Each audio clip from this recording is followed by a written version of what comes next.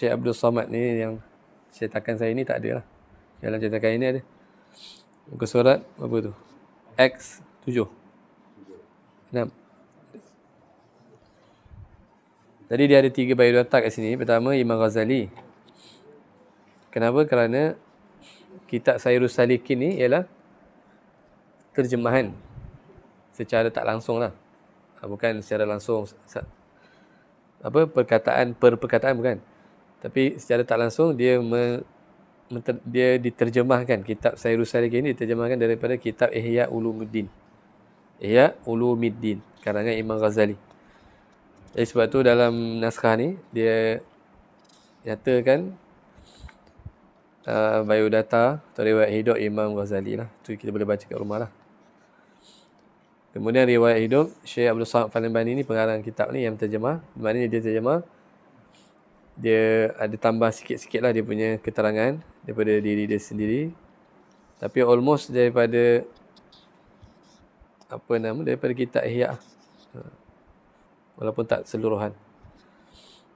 Kemudian dalam ni juga ada riwayat hidup Syekh Fahmi Zamzam. Itu yang mentahqiq kitab ni lah.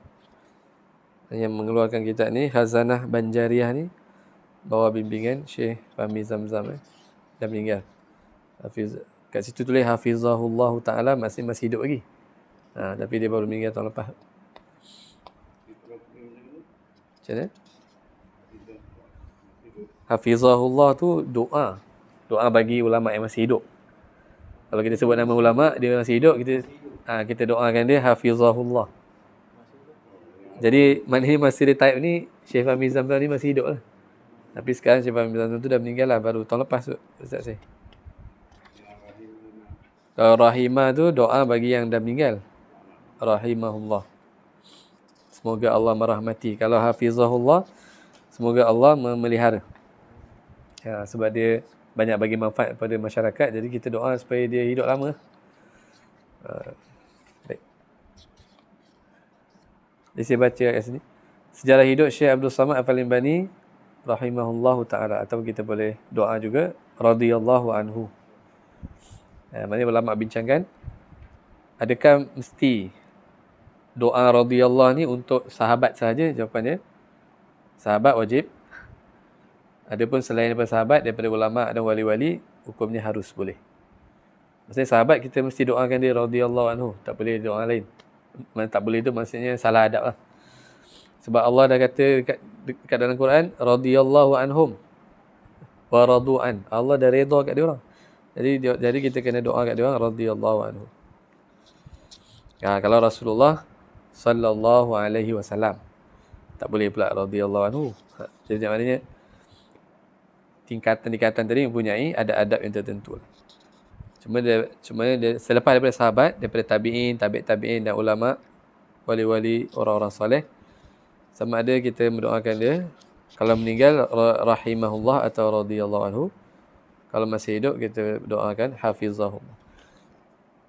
Meninggal sekitar tahun 1246 Hijrah. Iaitu bersamaan 1830. Lebih kurang nak dekat 200 tahun lah. Kan? Lagi 6 tahun, 200 tahun. Syekh Abdul Samad Al-Albani terkenal sebagai seorang ulama sufi yang agung di Nusantara dan seorang mujahid anti penjajah yang telah menunjukkan kesungguhannya yang luar biasa untuk berjuang membela agama dan untuk kesejahteraan tanah air. Maksudnya Al-Albani itu dia berasal daripada Palembang dekat Indonesia lah sekarang ni kan. Para sejarawan tidak dapat memberikan satu kata putus mengenai riwayat hidup dan tarikh kelahiran dan kematian serta silsilah keturunannya. Ada yang mengatakan bahawa nama beliau ialah Syekh Abdul Samad bin Faqih Husain bin Faqih Abdullah Al-Falimbani. Dan menurut pendapat Ustaz Wan Muhammad Saghir dalam bukunya Perkembangan Ilmu Tasawuf dan tokoh-tokohnya di Nusantara, bahawa nama ayah Syekh Abdul Samad ialah Syekh Abdul Jalil dari isterinya yang bernama Radin Ranti, dan mengikut sanad, yakni silsilah riwayat hadis yang diriwayatkan oleh guru kita Musnidul Hijaz Al-Allamah Syekh Yasin Ibn Isa Al-Fadani, yakni wafat pada 1410 Hijrah rahimahullahu ta'ala, bahawa nama beliau, yakni Syekh Abdul Samad Al-Albani, ialah Syekh Abdul Samad bin Abdul Rahman bin Abdul Jalil. Bagi kita, apa yang disebutkan dalam sanad adalah lebih jelas dan lebih kuat dari catatan biasa kerana sanad adalah silsilah riwayat yang dinukilkan secara bersambung dari guru ke guru. Wallahu a'lam. Jadi itu tentang, maksudnya tarikh secara tepat lahir dan meninggal tu tak dapat rekod atau riwayat yang pastilah maksudnya. Jadi Syekh Fahmi Zamzam tak letaklah kat sini. Dan berkenaan dengan silsilah nasab keturunan pun. Jadi Syekh Fahmi Zamzam sebut kat sini ada beberapa pendapat lah.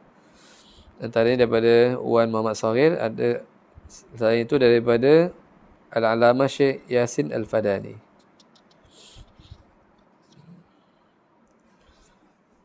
Dan daripada bahan-bahan yang dapat dikumpul terutama sekali berpandukan kitab-kitab hasil penulisan Syekh Abdul Samad Al-Falimbani sendiri, dapatlah dikatakan secara pasti bahawa perkataan Al-Falimbani ialah perkataan yang mengiringi nama Syekh Abdul Samad itu.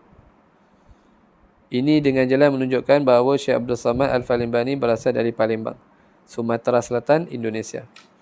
Gelaran Al-Falimbani itu diambil dari nama tempat iaitu Palembang, tempat Syekh Abdul Samad dilahirkan. Maksudnya merujuk pada beberapa karya yang ditulis oleh Syekh Abdul Samad sendiri. Maknanya Falimbani itu bukan nama IC dia lah. Maksudnya nama dipanggil sebagai laqabun. Laqab. Laqab maksudnya benda yang disandarkan kepada nama berdasarkan beberapa faktor. Contohnya faktor tempat lahir atau faktor tempat mengajar atau tempat belajar. Jadi di sini Palembang ni kata Syekh Fahmi Zamzam ialah tempat lahir dia. Contoh macam Imam Syafi'i namanya Muhammad bin Idris Asy-Syafi'i. Jadi Asy-Syafi'i tu ialah bukan nama, dia laqabun. Maksudnya gelaran yang disandarkan kepada seseorang berdasarkan beberapa faktor. Jadi Syafi'i itu faktor apa? Faktor nama datuk. Nama datuk Imam Syafi'i yang masyhur, iaitu Asy-Syafi' nama dia.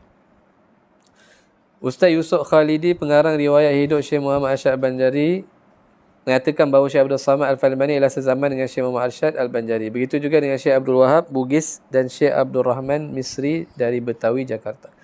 Dan mengikut Ustaz Syamsuddin Siddiq bahawa ada cerita dari orang tua mengatakan bahawa Syekh Abdul Samad Al-Falimbani berketurunan dari Patani dan dilahirkan di Palembang. Dari kecil Syekh Abdul Samad Al-Falimbani dihantar oleh orang tuanya mengikut pengajian pondok di Patani sebelum mengikuti pengajian di Palembang dan seterusnya menyambung pengajian di Mekah dan Madinah. Pada pertengahan kedua abad ke-18 Miladiah ataupun abad ke-12 Hijriah. Dan bidang pengajian Syekh Abdul Samad Al-Falimbani ialah usuluddin, fiqh dan tasawuf.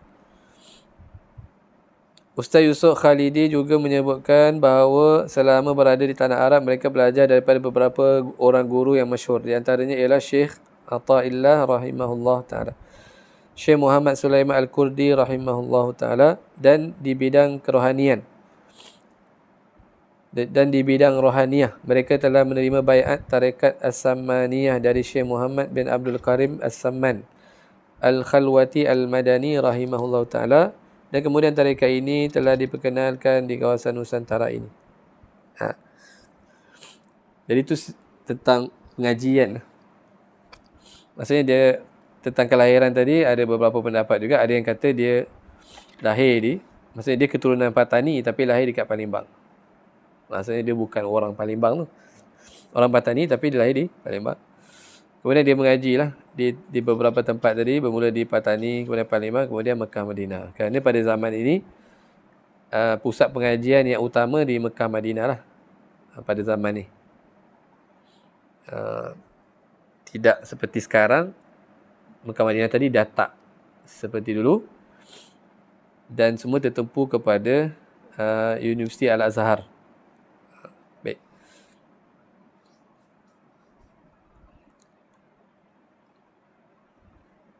Dan disebutkan beberapa nama guru yang masyhur tu. Dan tentang tarekat yang diamalkan.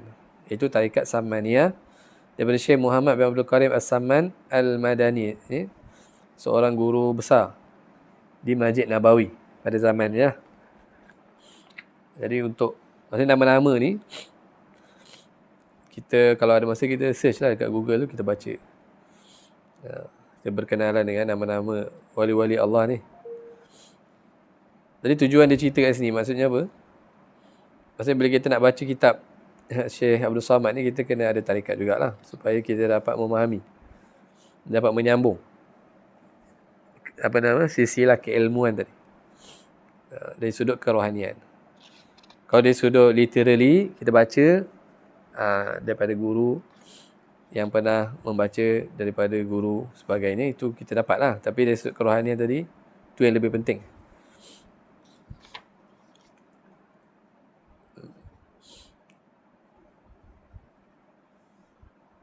Jadi nama tarikat ni ada pelbagai, tu tak ada masalah. Dan mengikut Ustaz Syamsuddin Siddiq bahawa Syekh Abdul Samad Al-Albani juga sempat hidup sezaman dengan Syekh Daud bin Abdullah Al-Fatani rahimahullahu ta'ala dan Syekh Muhammad Nafis bin Idris Al-Banjari rahimahullahu ta'ala, pengarang kitab Ad-Durrun Nafis. Ad-Durrun Nafis, kitab hakikat. Kitab hakikat dalam bahasa Melayu.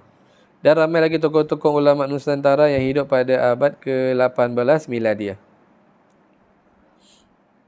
Setelah belajar di Mekah, Syekh Abdul Samad Al-Albani rahimahullah ta'ala kembali ke Nusantara bersama sahabat-sahabatnya, iaitu Syekh Muhammad Arsyad Al-Banjari, Syekh Abdul Rahman Misri dan Syekh Abdul Wahab Bugis, anak seorang Raja Bugis yang digelar Sadenreng, Bunga Wariah.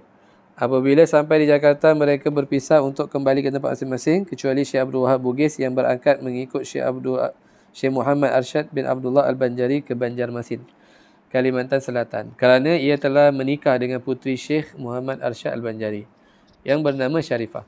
Dan mengikut Ustaz Abu Daudi, seorang zuriat Syekh Muhammad Arsyad Al-Banjari yang mengarang riwayat hidup beliau, menyatakan bahawa ketibaan Syekh Muhammad Arsyad Al-Banjari ke negeri Banjar ialah pada bulan Ramadan 1186, bersamaan dengan bulan Disember 1772. Dan mengikut Ustaz Wan Muhammad Saghir, Ustaz Wan Muhammad Saghir ni seorang ulama yang menghimpunkan manuskrip yang ditulis oleh ulama-ulama Fatani lah. Tapi dia dah meninggal lah, maksudnya antara sebelum dia meninggal tadi, dia punya usaha dia mana manuskrip Fatani yang dia sempat jumpa tu, dia tahqiq balik. Maksudnya ada tulisan-tulisan tak jelas sebagainya, dia buat perbandingan di antara manuskrip yang berbilang, lalu dia mentahqiq lah, maksudnya memilih pendapat yang betul. Ketika Syekh Abdul Samad Al-Albani pulang ke Palembang, beliau mendapati Palembang dikuasai oleh Belanda. Oleh kerana perasaan benci kepada penjajahan, beliau mengambil keputusan untuk berhijrah semula ke Mekah dengan perahu layar yang dibuatnya sendiri dari kayu yang ditebangnya di hutan. Sikap ini jelas memperlihatkan keteguhan jiwa beliau yang enggan bertolak ansur dengan penjajah kafir yang memeras bangsanya. Selama berada di Mekah, beliau dikatakan sentiasa mengikuti perkembangan beberapa peperangan di Nusantara antara orang Islam dengan penjajah kafir dan juga orang Islam dengan orang Siam, Buddha di Patani dan sekitarnya, termasuk Singgora dan Ligor. Setelah beliau selesai menyusun kitabnya yang bernama Nasihatul Muslimin wa Tazkiratul Mu'minin fi Fadailil Jihad wa Karamatil Mujahidin fi Sabilillah, yang bermaksud, yang membawa erti nasihat untuk kaum muslimin dan peringatan untuk orang-orang yang beriman tentang kelebihan-kelebihan berjuang dan kemuliaan para mujahidin di jalan Allah. Maka beliau membulatkan tekadnya untuk membantu umat Islam di Patani, lebih-lebih lagi teman karibnya Syekh Daud bin Abdullah Al-Fatani berada di Patani. Maka akhirnya Syekh Abdul Samad Al-Albani berlayar ke Patani, tetapi ketibaan beliau agak lambat. Pasukan pertahanan Patani telah hampir kalah berhadapan dengan keganasan Siam. Sementara itu Syekh Daud bin Abdullah Al-Fatani dan pengikut-pengikutnya telah mengundurkan diri ke Pulau Duyung, Terengganu, untuk menyusun semula langkah perjuangan. Pertahanan Patani akhirnya menjadi lemah dan Siam menakluki Patani. Syekh Abdul Samad Al-Albani kemudian dikatakan telah berkhaluat dan mengasingkan diri untuk beribadat di salah sebuah masjid di Ligor. Kabar lain pula mengatakan beliau berkhaluat di Masjid Kerisik. Para pengikut tasawuf percaya di sana Syekh Abdul Samad Al-Albani menghilangkan diri. Tetapi banyak kalangan yang percaya bahawa Syekh Abdul Samad Al-Albani telah mati syahid dibunuh oleh Siam, musuh Islam. Itu tentang riwayat kematian dia lah. Ada yang mengatakan dia menyertai peperangan tadi lalu dia syahid. Dan mengikut riwayat tadi tu mengatakan kepala dia masih ada lagi dekat Patani. Tadi dia kat Siam. Kat Siam kot. Dia kena penggal ni, kepala dia ada kat Siam. Tapi setengah mengatakan sebagaimana disebut kat sini, dia menghilangkan diri di dalam khalwat. Dan terdapat perbezaan pendapat dalam menentukan tahun kematian Syekh Abdul Samad Al-Albani. Ada yang mengatakan beliau meninggal dunia pada tahun 1203 Hijrah, yakni 1789. Tetapi pendapat ini disanggah kerana tahun itu adalah tahun beliau menamatkan karangan kitab Sayyirus Salikin, juzuk yang keempat di negeri Taif. Dan hanya boleh dikatakan bahawa beliau meninggal dunia setelah tarikh itu, bukan mesti pada tarikh itu. Dan ada yang mengatakan bahawa Syekh Abdul Samad Al-Albani meninggal dunia sebagai syahid dalam peperangan Kedah melawan Siam, dalam satu siri peperangan yang dipimpin oleh Tengku Muhammad Sa'ad dalam bulan Muharram 1244 bersamaan dengan bulan Julai 1828 Masihi. Ini disebutkan dalam tarikh Salasilah Negeri Kedah karangan Muhammad Hasan bin Datuk Kerani Muhammad Arsyad. Dalam perkembangan yang terakhir sekali, berdasarkan beberapa kertas kerja yang dibentangkan dalam seminar Syekh Abdul Samad Al-Albani yang diadakan di Al-Usta, Malaysia, Kedah, Malaysia pada 23 Syawal 1423 bersamaan 30 Disember 2002, ada disebutkan mengikut ahli sejarah Kedah, Datuk Wan Samsudin bin Muhammad Yusof dalam kertas kerjanya yang berjudul Periwayatan Syekh Abdul Samad Al-Albani dan Sumbangannya dalam Peperangan Menentang Siam di Kedah. Beliau menyebutkan ada pendapat yang mengatakan bahawa Syekh Abdul Samad Al-Albani meninggal dunia setelah tahun 1246, yakni bersamaan dengan 1830 Masihi. Kerana didapati ada artifak sejarah berupa sehelai bendera berwarna merah, jingga yang bertulisan syair bahasa Arab yang menyebutkan kemenangan Kedah ke atas Siam pada tahun tersebut. Dan beliau juga menyebutkan bahawa ramai di kalangan ahli sejarah yang berpendapat bahawa syair itu ialah hasil karya Syekh Abdul Samad Al-Albani. Dan mengikut Ustaz Haji Ismail bin Ishaq Banjasmit Al-Fatani, Ketua Bahagian Sejarah dan Pusat Pemulihan Seni Budaya Tempatan dan Alam Sekitar Wilayah Patani Darussalam, dalam kertas kerjanya yang dibentangkan dalam seminar tersebut bahawa kubur Syekh Abdul Samad Al-Albani rahimahullah ta'ala telah ditemukan oleh pekaji-pekaji sejarah Patani pada tahun 1994 Masihi di kawasan perkuburan Kampung Banterap, Mukim Cenong, daerah Cenak, wilayah Singgora. Dan dikatakan bahawa Syekh Abdul Samad Al-Albani rahimahullah ta'ala ditangkap oleh tentera Siam pada tahun 1823 Masihi dan dibunuh secara pancung leher dan kepalanya dibawa ke Bangkok untuk menjadi petanda kemenangan tentera Siam. Jadi yang ditanam di perkuburan Banterap itu hanyalah badannya sahaja. Dan ada pula pendapat yang mengatakan bahawa ketika Syekh Abdul Samad Al-Albani rahimahullah ta'ala ditikam di pancung untuk dibunuh, maka pedang tidak dapat menembusi jasad beliau. Akhirnya beliau disulur dengan besi tajam di punggung hingga mati syahid, dan setelah itu baru dipancung kepala. Dan ada satu fakta lagi yang dapat dikaitkan dengan tahun kewafatan Syekh Abdul Samad Al-Albani, iaitu mengikut ulama besar dari Mekah Al-Mukarramah yang berasal dari keturunan Padang, Indonesia, Syekh Muhammad Yasin bin Isa Al-Fadani, wafat pada 1410 Hijrah rahimahullahu ta'ala, di dalam kitabnya berjudul Iqdul Farid, yang bicara sanad-sanad atau silsilah riwayat ilmu yang diambil secara berantai dari guru ke guru. Beliau menyebut dalam sanadnya bagi kitab Ihya Ulumuddin karangan Imam Ghazali bahawa Syekh Nawawi Al-Bantani meninggal dunia pada tahun 1315, sempat berguru dengan Syekh Abdul Samad Al-Albani, dan kedua-duanya adalah syekh yang digelar dengan Al-Mu'ammar, iaitu syekh yang berumur panjang. Dan Syekh Nawawi Bantan tidak disebutkan tahun kelahirannya, cuma dikatakan sejak kecil lagi telah berangkat ke Mekah untuk mengaji. Nah, sekarang kalau kita katakan umur Syekh Nawawi itu 100 tahun, maka beliau lahir pada tahun 1215. Dan kalau kita takdirkan Syekh Nawawi Bantan mengaji di Mekah dengan Syekh Abdul Samad Al-Albani dalam umur 20 tahun, maka dapatlah kita mengambil kesimpulan bahawa Syekh Abdul Samad Al-Albani masih hidup sehingga tahun 1819. Maka ada benarnya pendapat yang mengatakan bahawa Syekh Abdul Samad Al-Albani meninggal dunia setelah tahun 1235. Wallahu a'lam, hanya Allah saja mengetahui hakikat yang sebenarnya tentang tarikh kewafatan Syekh Abdul Samad Al-Albani, namun telah disepakati bersama bahawa beliau adalah seorang ulama besar di Nusantara ini, dan keterlibatannya dalam peperangan melawan Siam yang kafir itu tidak perlu diragukan lagi. Semoga Allah mencurahkan rahmatnya yang luas untuk beliau dan menempatkannya bersama-sama dengan arwah para syuhada. Amin. Ya Rabbal Alamin.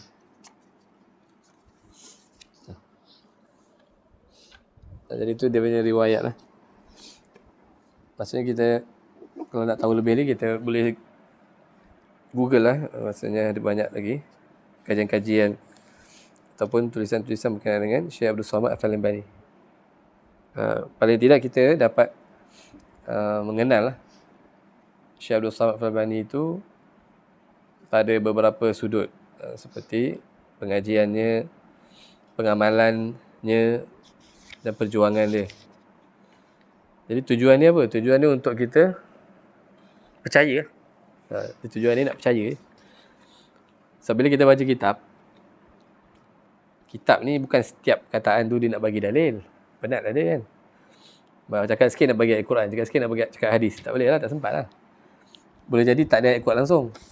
Tapi dia bergantung kepada kepercayaan pendengar kepada orang yang berucap ataupun kepercayaan pembaca kepada penulis kitab lah. Jadi tu tujuan kita mengenal penulis tadi, supaya menimbulkan kepercayaan kita. Jadi tak ada isu kenapa dia cakap macam ni, mana dalil, tak ada isu. Sebab apa? Sebab kita dah kenal dia seorang yang belajar dengan pengajian yang betul dan beramal sehingga menzahirkan sifat-sifat yang mulia, keberanian yang amat tinggi sehingga menyertai peperangan dan mendapatkan syahid. Dan kitab dia tersebar di pengajian-pengajian Nusantara ni lah. Dia tergolong di antara kitab-kitab yang muktabarah, kitab yang diterima ramai. Jadi itu antara bukti-bukti lah. Maksudnya dengan pengenalan tadi, kita dah boleh percaya dah, oh Syekh Abdul Samad ni memang betul lah. Tak perlu kita tengok dia cakap lain pelik je, kita nak cari hadis ke tu, tak payah lah. Sebab kita belajar tu tadi ada beberapa tahap lah. Ada yang tahap memang untuk mengkaji dalil lah, itu dia kena cari lah. Tapi orang awam atau orang kebanyakan, dia tak disuruh kepada tahap tersebut. Bahkan dikira membuang masa tahap tu. Tahap mencari dalil ni dikira membuang masa bagi orang awam. So orang awam ni dia ada masa, contoh dia ada masa 10 jam untuk mempelajari, memahami, beramal dan mendapatkan hasil. Jadi kalau dia ada cara pemahaman yang ringkas terus kepada isi, maka tak payahlah dia nak cari ni dia datang daripada mana, ada berapa pendapat. Jadi itu semua buang masa bagi orang awam.